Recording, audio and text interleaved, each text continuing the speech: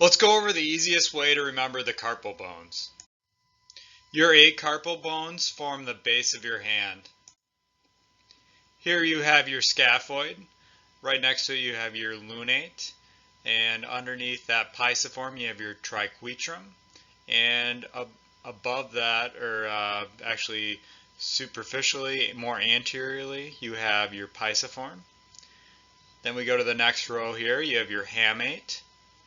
Then you have your capitate, you have your trapezoid, and your trapezium is right underneath the thumb.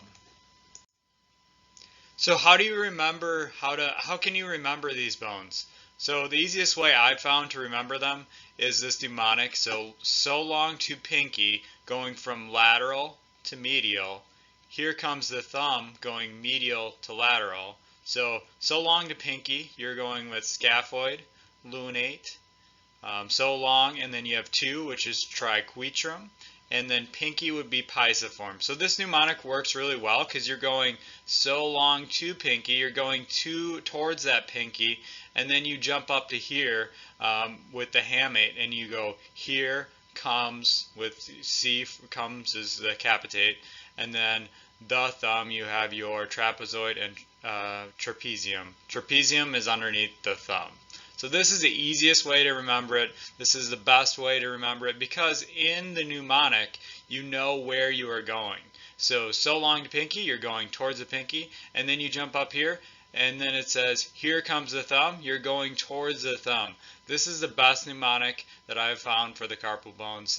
There are some other ones, the one about lovers trying different positions, but this is the best one. This is the most complete one because this keeps you orientated. It lets you know where you're going from which side to which side. So again, so long to pinky, here comes the thumb. So long to pinky is going from lateral to medial, and then here comes the thumb. You're going to jump up a row here and you're going to go medial to lateral. So one more time, so long to pinky, here comes the thumb. So you have your scaphoid, your lunate, your triquetrum, your pisiform, and then you start up here with your hamate, then you go to capitate, trapezoid, and trapezium is underneath that thumb. So now let's take a look at the carpal bones on the virtual cadaver. So here you can see we have the carpal bones here. So this is your scaphoid, this is your lunate. To orientate yourself, this is the left side of the body. So this is your left radius and this is your left ulna. So that's scaphoid right below the radius here. So long to pinky, here comes the thumb. We can see that on the cadaver here. So scaphoid, so long, lunate, and then triquetrum is that 2, and then pisiform on top of the triquetrum there, that is 2 pinky, that'd be the pinky. And then here you have your hook.